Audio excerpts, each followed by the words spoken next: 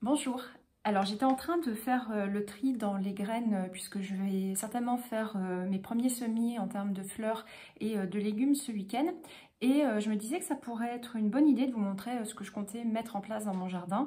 Donc je vous ai déjà expliqué en fait que moi mon objectif cette année c'était de poursuivre l'installation de mon potager.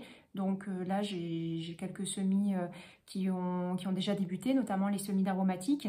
Et je vais compléter avec les semis, je pense, de tomates. Donc je vous montrerai après les variétés que j'ai sélectionnées. Et la plus grosse partie pour moi cette année, c'est vraiment de fleurir mon jardin. Puisque comme je suis arrivée en septembre 2022 dans la maison que j'occupe actuellement, je n'ai pas vraiment fait énormément de choses l'année dernière. Je voulais voir un petit peu ce qui avait été mis en place par les précédents occupants. Et au final, je me suis rendu compte qu'il n'y avait pas vraiment de fleurs qui avaient été installées. Donc cette année, je me suis dit que ça allait vraiment être l'année pour moi du semis de fleurs. Donc je vais vous montrer un petit peu ce que j'ai sélectionné et ce que je compte commencer à semer ce week-end. Alors vous avez déjà dû voir que j'ai commencé des semis de pois de senteur. Je voulais encore plusieurs sachets de pois de senteur. Donc là c'est ceux de cette année de chez Action. Ici ce sont les pois de senteur de chez Lidl. L'année dernière je les avais testés, ça avait bien levé, mais en fait je les avais pas assez bien tutorés, donc les plantes étaient mortes en fait. Mais ça c'est complètement de ma faute. Et j'avais acheté ceux-là que je vous avais montré lors d'un haul de chez Sostengrain. Donc je pense que les couleurs sont pas tout à fait les mêmes. Donc je vais les semer en fait de façon échelonnée pour pouvoir avoir un étalement de la floraison. Alors ensuite, et ça ne va pas vous surprendre, j'adore les cosmos. Donc j'ai comme ambition en fait d'en mettre beaucoup dans mon jardin et j'ai plusieurs types de cosmos que je souhaiterais installer.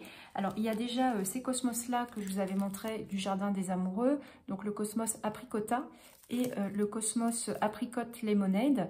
Donc là ce sont des cosmos qui sont plutôt dans les tons rosé pêche. Donc je pense que je vais peut-être les installer soit avec mes iris, soit peut-être à l'arrière sur le massif où il y avait déjà beaucoup de bulbes qui avaient été installés au niveau de ma terrasse. Mais après j'ai également des cosmos blancs que je vais panacher avec les cosmos, à mon avis, plutôt pêche. Donc ça c'était une bourse d'échange, j'avais fait un échange avec une personne sur un groupe Facebook. Ensuite l'année dernière j'ai récupéré des cosmos, des graines de cosmos de mon jardin, puisque j'avais pu avoir quelques pieds que ma mère avait chez elle dans son potager qu'elle m'avait donné, donc j'avais récupéré de la graine.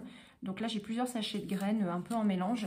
Donc ce sont en fait des graines avec des plantes qui sont déjà acclimatées à mon jardin. Et ensuite, là par contre je n'ai pas les photos sur le packaging, mais je vous les montrerai sur la vidéo. J'avais acheté ces deux variétés de cosmos chez Promesse de Fleurs. Donc ce sont des cosmos qui sont vraiment différents de ce que j'ai déjà pu voir, avec des couleurs pourpres et non, plutôt bordeaux et des doubles corolles. Donc ça je m'étais dit que ça pourrait être joli en fait, certainement de les mélanger aussi avec les cosmos blancs. Donc après je ne sais pas encore où je vais installer tout ça. Je pense que je vais les dispatcher un peu dans mon jardin et certainement en planter aussi sur la petite portion de massif qui est devant mon potager pour attirer les pollinisateurs. Alors après, je vais aussi installer des scabieuses. Donc ça, pareil, c'est des graines que j'ai eues sur le site du Jardin des Amoureux. Ça, je sais que ce sont des graines qui résistent bien à la sécheresse.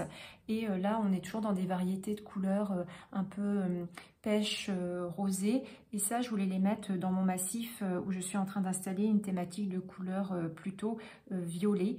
Donc ça sera plutôt du côté de ma terrasse. Alors après, je vais également installer des zinnias. Donc les zinnias, en fait, j'en ai également plusieurs variétés.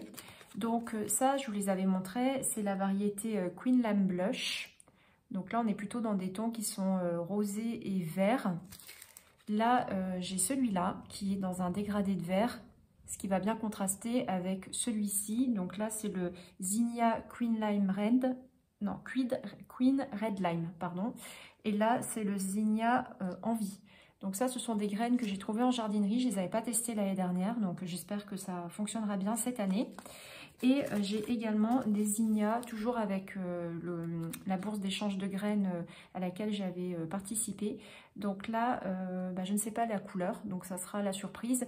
Et ça, je vais les mettre devant mon potager. Donc après, dans des fleurs qui sont un petit peu plus isolées, je vais mettre ça. amourettes. Donc ça, je voulais les mettre en bordure. Je pense que ça sera joli avec un aspect un peu graminé. Donc ça ira en bordure de mes massifs. Je mettrai également les Centaurées Black. Ça, c'est des choses que je vais mettre un petit peu au milieu de mes massifs de fleurs pour contraster. Et avec les tomates, je vais semer des œillets d'Inde. Et j'ai cette variété-là également que je vais installer, mais ça sera plutôt à visée ornementale. Après, j'ai également des graines d'hypomée que j'avais déjà installées l'année dernière. Donc j'espère qu'elles vont se ressemer spontanément. Sinon, je vais en replanter, mais ça sera pour plus tard. Ça, je ne vais pas les mettre maintenant. Et je vais également mettre des tournesols. Donc j'ai les tournesols qui sont les tournesols nains Teddy Bear. Donc là, c'est une variété avec une fleur qui ressemble à un pompon. Pareil, je vous mettrai en vidéo une photo. Ça sera des choses que je vais installer plutôt au niveau de mon potager. Et là, j'avais déjà fait ça l'année dernière. Donc, ce sont des graines de cocopelli et ce sont des tournesols nains. Donc, j'essaierai de vous montrer une photo de la fleur si je retrouve ça dans mes photos de mon jardin de l'année dernière. C'est un tournesol qui est très petit, en fait, qui fait une trentaine de centimètres. Donc, c'est pas mal, je pense, pour de la culture en pot. Et j'aimerais bien en mettre au niveau de mon porche à l'entrée où j'installe des fleurs suivant les saisons. Alors après, je n'ai pas ramené le paquet de graines, mais j'avais aussi acheté des tournesols géants à Action. Donc ça, je vais les mettre plus certainement du côté de mon potager pour ramener des abeilles. Et puis aussi parce que je trouve que c'est très joli dans un potager de pouvoir intégrer des tournesols. Donc, non, j'ai oublié aussi les reines marguerite ou astères. Donc ça, ce sont des fleurs que j'avais déjà testées l'année dernière, c'est en mélange. L'année dernière, j'avais eu des floraisons avec le violet et le blanc. C'était pareil, très joli, une petite fleur, une petite plante en fait, qui fait une petite vingtaine, trentaine de centimètres aussi, et que j'avais installée en bordure. J'avais vraiment bien aimé en fait la floraison. Et je vais aussi installer des alices. Donc ça, j'ai vu que Marion de la chaîne Marion Botanicole en avait installé dans son jardin et elle les avait mis également en bordure. Donc je vais les installer sur un massif que je suis en train de créer actuellement, que je ne vous ai pas encore montré, qui est un peu sous les arbres, où j'ai déjà installé du muguet, mes élébores. Et je voudrais mettre quelques touffes d'alice peut-être à ce niveau ou peut-être ailleurs. Ça sera encore à voir lorsque je serai dans la partie des plantations.